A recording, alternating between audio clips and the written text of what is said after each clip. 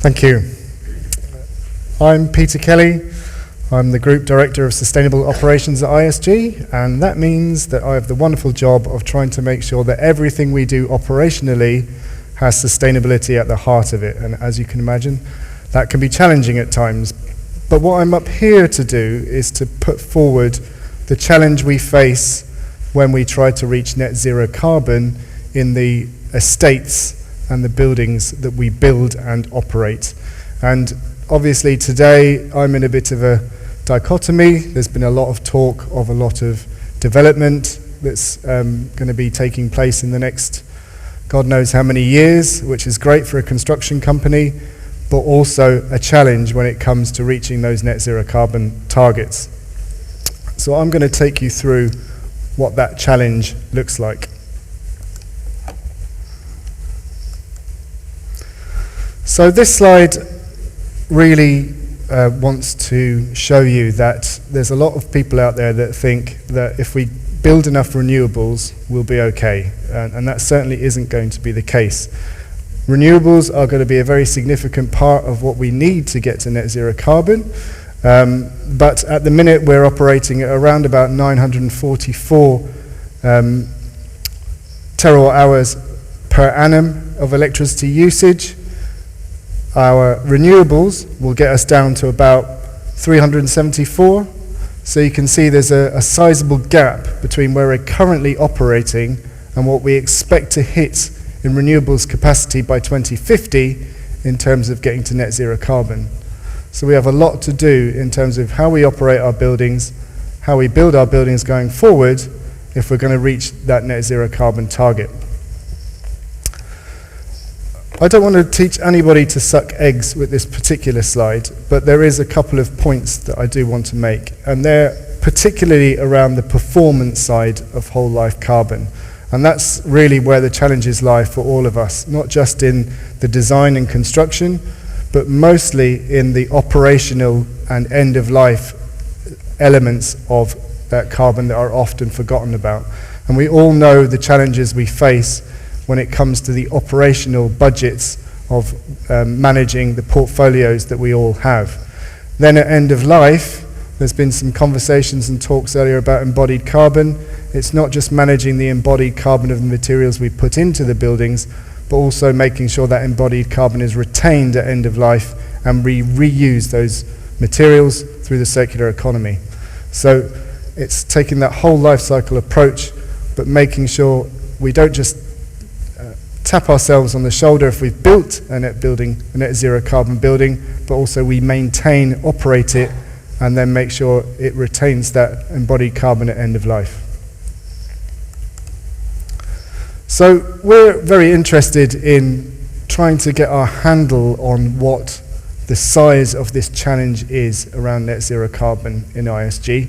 And as a result, we commissioned some research and published this under our Sustainable Buildings Monitor. And what this does is it's looked at what the current estate looks like across the UK in different sectors and different geographies, and tries to quantify what the current usage rate of that estate is in terms of energy. We've published some time ago the UK version, and we've just very recently, in the last week or so, published the international version of that report, so it's well worth downloading from our website. But there's some interesting statistics that I'd like to share with you today. One of the most important ones, of course, if you read those statistics, is that the university sector, as mentioned earlier, has a sizable impact in terms of the UK and the amount of electricity and energy use used in operation. You can see 0.1% of non-domestic properties consume over 8,000 gigawatt hours of energy in 2018, compared to 0.9% of total energy use in the UK. So there's a huge impact here that obviously my colleagues here sitting next to me are grappling with in terms of how we go about reducing that usage to net zero carbon going forward. So 2050 isn't that far away. 10,000 days to go. If you look at an average office fit out or construction, we're looking at getting down to somewhere around 55 to 70 kilowatt hours per meter squared of energy use. Even studies have shown at the minute, even in the pandemic, when a lot of office blocks haven't been entirely used, obviously for people being at home, etc., the best we've got down to is around 100 kilowatt hours per meter squared. So a huge challenge exists in terms of how we're going to reduce the amount of energy we use if we're going to reach that target in 10,272 days. So one of the solutions that we've been working very closely with the Institute of Sustainability from Cambridge is retrofitting an existing 1930s office block, 1 Regent Street in Cambridge. This is going to be one of the most sustainable developments in the country. It sets significant sustainability targets around achievement of the ENERFIT standard, which is the retrofit passive house standard. We're aiming to reduce whole life carbon to around about 80% from a standard office refurbishment. It has BREEAM Outstanding, Well Gold, bio-based materials targets, and circular economy aspirations. So I'm just going to play a very short video now for 2 minutes that will give you an overview of where we are. And hopefully the technology works. Here in the UK, the built environment contributes around 40% to the UK's carbon emissions, and around 23% of that is associated directly with buildings, both direct and indirect emissions. So CISL has this wonderful opportunity to convert a 1930s telephone exchange into a deeply retrofitted, ultra-modern new headquarters. So this project is a deep retrofit. It's a fabric-first retrofit, and we have corrected defects that are in this building that go back to when it was first built in the 1930s. And it is about setting up this building for a 100-year life in the future. We've pretty much covered off everything we can do to make it lean, efficient, usable, and fit for purpose. The sustainability standards for this project are some of the most ambitious that have ever been set for any built environment project. They include targeting the BREEAM standard to a level of outstanding, targeting the low energy passive house standard, what we call ENERFIT, layering on top of that the WELL standard for the user and for sustainable health and well-being. And then if that isn't enough, we included carbon target. In addition to that, we said it should be an exemplar of the circular economy in actual practice. So putting together all of these criteria makes this project one of the most ambitious projects in the built environment sector. We're trying to make a building that isn't really designed or constructed with great air tightness in mind, almost completely airtight. We're getting certified too on this building, so we need to make sure that we're checking, double checking, triple checking every time to make sure everything we introduce into the design and on-site in construction is compliant with everything across the board. We have an extraordinary opportunity. We have 30 years of working at the cutting edge. We have networks right the way across the world. We have Cambridge in our name, but we're a thoroughly global institution. Now that we will have the Entopia building, that network will have a go-to home, both virtually and physically. It's so cool to think that a former telephone exchange, the old technology, could now become the catalyst for some of the world's most important leadership and innovation to achieve the Sustainable Development Goals by the end of this decade of action.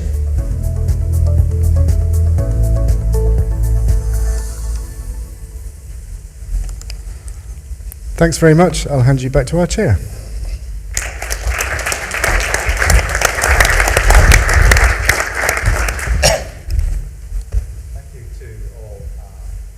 Speakers, can you get my mic on, guys? Thank you.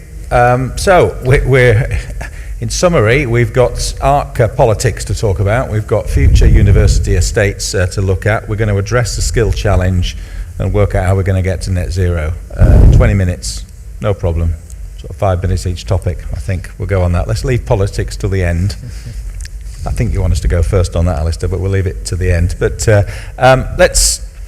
I'm going to pick off some of the questions that have come in from the chat because they're actually very similar to the train of thought I was going to adopt anyway. And I'm going to go to Paul Hewson, who has asked a question. And I'm going to come to you, Nick, with this one, if I may, because you sort of went into detail with regards to some of the projects that you're working on. So Paul Hewson of Amber Developments, green energy sources and technology isn't currently as cheap as current fuels and sources. How can you afford to invest in long-term solutions that cost you more? Well, you're right. At the moment, it's not the cheapest option, but prices are falling for these products. I think it's a question of not being able not to afford it. That sounds a bit of a trite answer. Ultimately, it will be efficiencies and extra revenue that the university can gain through its activities that will be ploughed back tactically into buying air source heat pumps, which will come down in price. Buying more photovoltaic, perhaps putting some wind turbines on the site. But over the long term of the university, maybe 30 to 50 years, looking that far ahead, the amount of cost saving by weaning yourself off high-priced gas and other utilities will balance out. So it really, I think, to answer the question, it depends on the time scale that you're looking at and the time scale that you're comfortable and you're prepared to work over. So we're looking at a 20 to 50 year time scale. And I think on those, half a century, it sounds ridiculous, but universities have been around for centuries anyway. So on those time scales, things don't look half as expensive as if you focus just on the next 2 or 3 years. Thank you. Eric Schroeder asked a question. We'll sort of stay on this retrofitting theme initially now. Eric says, who should pay for green retrofitting? It's going to become law at some stage, which I guess it is, and certainly building regs are going to have some tight stipulations, but it's a massive financial issue for many universities. Peter and Alistair, I wonder if you could sort of give your views on that. How are we going to get around this? Yeah, it's a huge problem and an excellent question, and I'm not sure anybody really knows the answer to that yet either. The building we're doing for Cambridge is partially funded by some grant funding, but also through the university itself. So it's a mixture of funding sources, but how you would take the entire Cambridge estate with similar challenges around older buildings, some of which are listed, and then do a deep green retrofit is a challenge and is a problem at the minute. And I don't think, as I said, people know the answers. I think it's going to be an opportunity to look at how private as well as public funding can come together and help with this problem. You picked a wonderful case study to show us, really, because there can't be much more difficult buildings to retrofit than the one that you illustrated. Certainly, yeah. I mean, trying to retrofit a 1930s building with an extension in steel built on the back that we only discovered once we... listed as well? It's not listed, it's protected okay. because it's right. in the protection area. But stripping that building back showed the challenges that we face when you strip it back to what it actually is and then try and retrofit it. That threw up some significant challenges that nobody could expect. Alistair, does this keep you awake at night? Yeah, well, it's one of the things that keeps me awake at night. I mean, who pays for universities at the moment? Essentially, the taxpayer and student fees. Turnover at Oxford Brookes is just over £200 million. 130 million of that is student fees. Much of the rest is taxpayers' money. That's the way the system has been set up at the moment. Will that survive forever? I think not. If you look at what's happened in other countries, that situation hasn't survived, and so I think eventually we will have to get more in tune with the private sector, and this may mean that government funding and the student fees won't carry on paying for things. But I mean, you said we weren't going to get to politics till later, but that is the way the system is set up at the moment. If you don't like it, you have to change it. We got there quicker than even I expected when I said that at the beginning. Possibly less of an issue for you, Lynette, in terms of to some extent you're starting with a blank piece of paper. So you've got the opportunity to build something that is modern, is future-proofed, and is going to be an inspirational building for students because of the sustainable elements of it. Absolutely, and actually I very much agree with what the others have said, because we are starting with the philosophy of working with business for business. So actually this is an opportunity to, in a sense, use in the university estate, if I can put it like that, as a test case, and to work together in funding in the way that's been described. So bringing in businesses who want to test things, want to have a showcase, and also then applying for grant funding.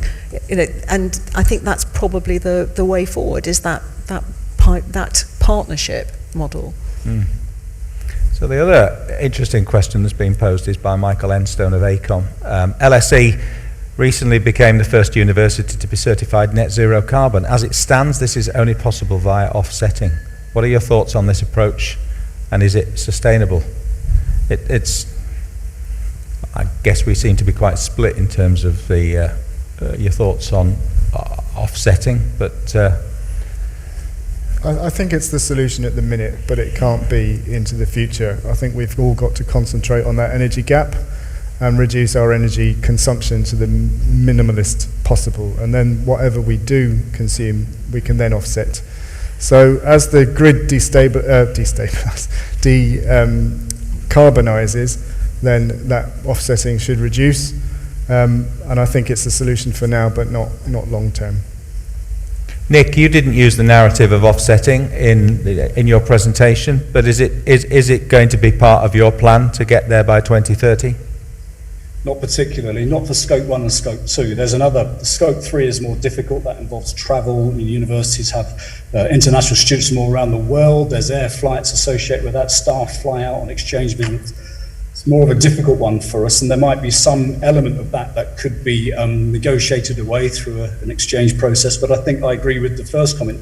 It's a short-term solution. We need a far more sustainable, longer-term fix than carbon trading. Alistair, you were nodding. Yeah, well, it's very true what Nick says about Scope 3. Nobody really has sensible ways of calculating Scope 3 or how we put them in any offsetting arguments or carbon reduction arguments. And, international students is the UK's third biggest export. And so universities are a tremendously international business. It's not just the students coming here.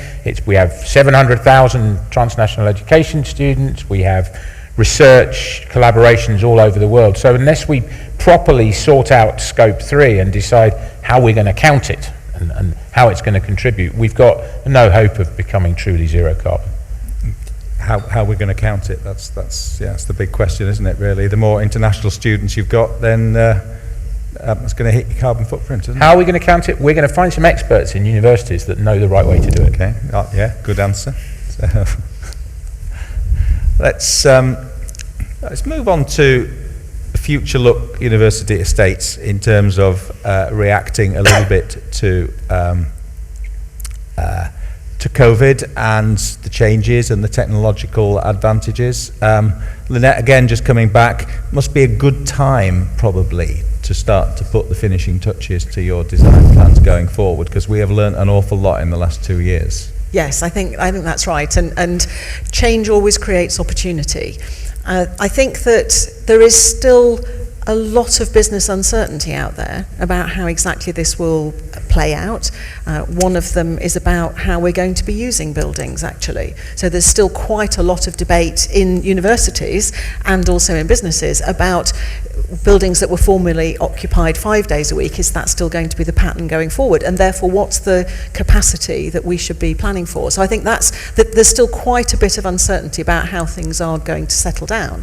But absolutely, the whole use of technology and the importance on digital tech and the adoption of those technologies, that's not going to go backwards. So actually what we're seeing at the moment is an enormous uptick in demand for people with digital tech skills, data science skills, data analytics skills, cybersecurity, all of those things. That is not going to reverse, and it is something that I think we as a university community have got to address.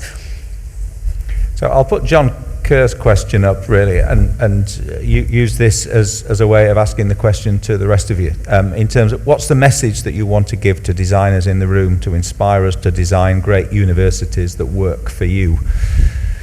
So I guess, Nick, do you have a sort of message there in terms of a core theme that now has to be part and parcel of your future university design? Well, I think on the sort of practical side, the materials used, low carbon materials, life cycle materials being used, smart materials, all of that is going to be important in the build phase, I think. But in terms of the architecture and what goes on inside universities, how you perhaps move to smaller class sizes, smaller lecture sizes, but embed that with technology. So for example, we have quite a few students who, perhaps same with them, it might be the same with Alistair, perhaps with the learner as well, who commute to Northampton. There's a carbon cost to that. If we could deliver materials more remotely, as we've all been doing through COVID, that then reduces the footprint, the scale of lecture halls and all the rest of it you might actually need on campus. So I think that kind of integration between digital, a very sophisticated smart campus, software embedded, with clever architecture and clever design, plus when you build it, you're using sustainable low carbon materials. I think all of those things need to come together. It's happening, but I guess for future it needs to be more proactive in the way that we look at this.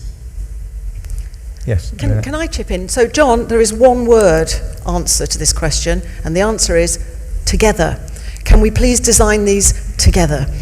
So just as a simple example, we ran an exercise at MKU where we had the IT and audiovisual guys together with the education team, and we actually had a dialogue going on about what kind of technology is needed in the classroom of the future and how the educationalists might use that. And it was a revelation, because what had been happening up until then, I think what happens in a lot of situations is the designers design something and then the users move in, and at that point the users say, well, this doesn't quite work for us. So the one-word answer, John, is together.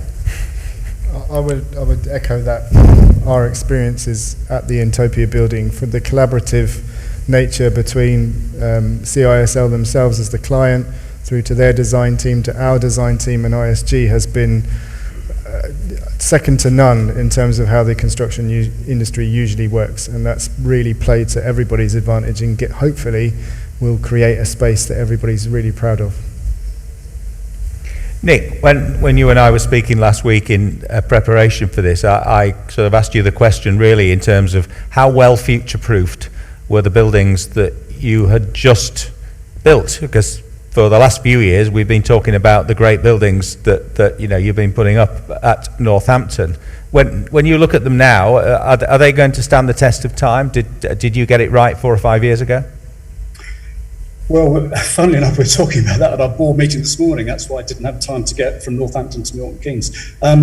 We're bizarrely already looking at some aspects of upgrade and even retrofit in a building that's only 4 years old. So, you could argue that we don't get it 100% right all the time. And often at the heart of that is cost.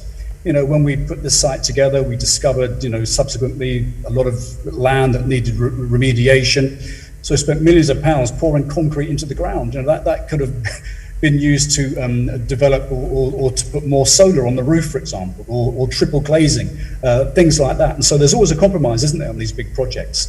Even with a new campus, we're going to be looking constantly to keep the spec at the forefront of what's required. That's interesting. Thank you. Let's move on to skills. We're sort of doing quite well here, 5 minutes on each. And Lynette, I forget the exact wording that you used when you finished on your final slide, but it was a facility for business to attract and educate people in Milton Keynes. Well, one of the conversations that we've had over the last couple of days, and I think it was AstraZeneca yesterday, said we don't have the skills in the ARC right now. There's not much point in pretending that.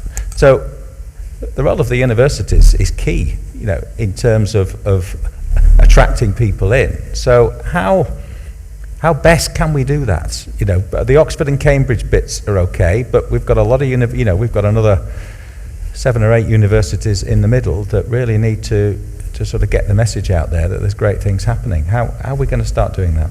Yeah, and I think this is about that kind of three-way model that I was describing, which is the idea about being able to recruit, being able to upskill, and being able to retain. I think those are the sort of the 3 prongs. That said, this idea about working very closely with business. Actually Cranfield, which is my parent university, is a fantastic example of a university, a postgraduate university that leads in technology and in management and leadership. And it's very much about working with businesses and the application of skills. So I think that's the first thing. And I think, and it'd be interesting to hear Alistair's view of and Nick's view of this, but I think the second thing might be we've got to start thinking a bit more about the idea of applied skills, and therefore how we make our entry to university, how we make that more inclusive. So I think trying to embrace different kinds of people from different kinds of backgrounds who perhaps don't come in with the traditional, 3 A levels, 2 A's and a B, or whatever it is. I think that's quite that's an interesting challenge. It's actually something we've been doing a lot of work on at MKU. How can we, in a sense, to get the skills, we've got to widen the pipeline. So that's kind of some initial thoughts. Alistair, what do you think? Well, I think that's right. I mean, one way that we could deal with some of the skills problem is to do something about the chronic underfunding of further education. I mean, it's always been chronically underfunded and run on a shoestring, and that's never good for skills. I mean, we need to link up higher education and further education and the skills bits of LEPs, and largely we do that quite successfully. And I've been in many conversations with ministers where they've had a great idea. Why don't universities work with their partner FE colleges? And of course, almost all of us do already and have been doing it for years and years. Another thing that we have to face is that, we know there is a skills gap in the ARC. We don't know what the gap is because we don't yet know what skills are going to be required. We don't really know what's in the ARC yet, so we don't know the skills that will be required. So we have to put in place some kind of system that's going to be able to respond to that and link up universities and FE and all the other skills providers to get what we need into the ARC. Are we nimble enough to react as quickly as we may need to react? I think it was 80% of businesses say that they're short of digital skills. Was that a statistic that you used, Lynette? So we've had a massive surgence in digital technology recently, and I guess we're still playing catch up, aren't we? Yes, we are. And it is difficult because there's a trade-off between being able to do things in an agile, rapid way and possibly being able to do the absolutely best that you can do. So there is always that kind of trade-off. And I think, of course, universities we're heavily regulated. It's a very heavily regulated sector. We have Alistair's wincing, we have very tough quality standards that we have to adhere to. So I think that does make it difficult. Now, that said, I do think there is room for, exactly as you said, Alistair, there's room for a lot more collaboration, and not just sort of vertically with colleges and schools, but actually I think horizontally as well between ourselves, where we could look at more faster response models by working together. And I think that's something that the ARC Universities Group is genuinely trying to pilot. Yes, it is, and we've started having discussions on skills and the skills gap at the ARC Universities Group, but of course we do need to make sure that all the right people are around the table, and there's lots more to skills provision than just universities. Nick, how much of your curriculum is influenced by what local businesses are telling you in terms of the skills that they need in Northampton, that they want you to attract and educate, and then hopefully we can retain the people that will slot neatly into business? That all sounds quite easy, doesn't it? But I guess it's not. Well, I think more than you might think, actually. So we've got some I'm thinking of the motorsport valley around here. Alistair will have a view on this as well, looking at some of the big engineering companies, Cummings, Cosworth, etc. Then there's all the Formula One people around Silverstone. So we work quite closely with all of those employers to help to fill their skills needs and skills requirements, often through things called higher apprenticeships, which is something I'm personally quite keen on. The big problem that we have, though, is that there's a real disconnect between what the universities, and Alistair's right, working more. So I think there's partnerships between FE colleges and universities around the apprenticeship agenda could be really powerful with employers. The problems that we face, and I was chatting to Mercedes about this last week, is that it's very hard for the employers to actually agree amongst themselves what they want in terms of the skills gap, right? Because they're all competitors. So getting them in the same room together to talk about an F1 product, well, it ain't going to happen. Right, so they'll all do their own thing, which doesn't bode well for kind of solving the so-called skills gaps that we see. And there's also issues around in the apprenticeship space in particular about who sets the standards, which is, I think, a real gap between the DFE, the universities, the FE colleges, and the employers themselves. That bit doesn't appear to be working as well as it could do. I don't know whether Lynette or Alistair have thoughts on that, but we've certainly been caught in the middle as a university, to the extent that we've not been able to take projects forward that would have real relevance. Yeah, completely agree with that, Nick. And at the moment, we reckon, all of MKU's provision is starting with degree apprenticeships. We reckon at the moment it takes about at least 12 months to get a new apprenticeship standard even approved. And then at that point, we have to start the process of recruiting employers and students and setting up the courses. So to your question about agility, absolutely, Nick's spot on. One thing that the government could do, Alistair, next time you're in front of ministers, is simplify the apprenticeships system. Okay, so we've got about 2 minutes to sort the politics out now as far as the ARC is concerned. As you made the point, Alistair, this is a long-term project. This is going to take a while. I think it's fair to reflect on the fact that there's been sort of one or two negatives coming through today, but as you said at the dinner last night, which was quite interesting, we have to keep the faith. We have to push forward because we've got momentum now, and I think the other expression, government's not really governing at the moment. It's a little distracted. It's taking its eye off the ball, and we shouldn't read too much into that, perhaps. Yeah, and I mean, as I said at the dinner last night, in all kind of long-term great endeavours, there are a few moments when you think, well, setback time, let's just give it up. And those are the times when you have to think, no, this is a long-term project. Just keep the faith and keep going, and just don't worry about these little setbacks. And we have reached one of those times at the moment, and I think this conference has shown there's a massive amount of interest, there's a massive amount of potential funding, so we need to not throw all that away at the moment, and kind of carry on with the project in spite of government rather than with them at the moment. Does anybody else want to chip in? Nick, do you have a view on that? Alice has put it very well, thank you. Okay. There's a question from Robert Laird, which I think you've partly covered, but let's just have a quick look at it.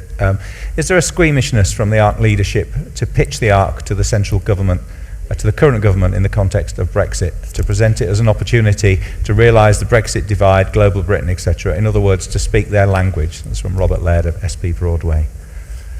I don't know about squeamishness. I think Robert Jenrick and Michael Gove must have had their ears absolutely bent off by the amount of pitching that we've done about the ARC. So I think the level of support has been very strong. But Alistair? Yeah, well, I mean, the ARC, when it started, lots of people referred to the ARC as an ABB project, anything but Brexit, because, of course, Brexit was being done at the time, and everybody was sick of it, and the government very much wanted to show it wasn't just about Brexit, there were lots of other interesting things happening, and of course now it's morphed from ABB into ABC. It's an anything but COVID project, and I don't mind at all saying it's part of the Brexit dividend. We Brexited, that's it, and we're not going back for the foreseeable future. So I think that's fine. I've got no squeamishness about that at all. Peter, I'm going to give you the final word here as the sponsor, but obviously somebody whose life is spent very much developing a green infrastructure. From your perspective, what's the sort of message that you and the supply chain can offer universities in terms of assisting them to reach net zero by 2030 or 40 or whatever that may be? I think we've already mentioned it in terms of collaboration and working together. ISG can't deliver a circular economy or a net zero carbon economy. We've got to do it together. That includes with our competitors, includes with our supply chain, and includes with our clients and those they employ. If we don't work together and collaboratively, openly in terms of design, in terms of the challenges we face as an industry, as a built environment, then we won't overcome them. So it's been proven time and time again, if we can get in, collaborate early, we can get the right solutions to create the right spaces for all of the university students and the people that work in them to thrive. Great, thank you. Nick, thanks for joining us remotely. I appreciate the effort. Thank you. Lynette, Alistair and Peter, thank you very much for your contributions today. Ladies and gentlemen, thank you.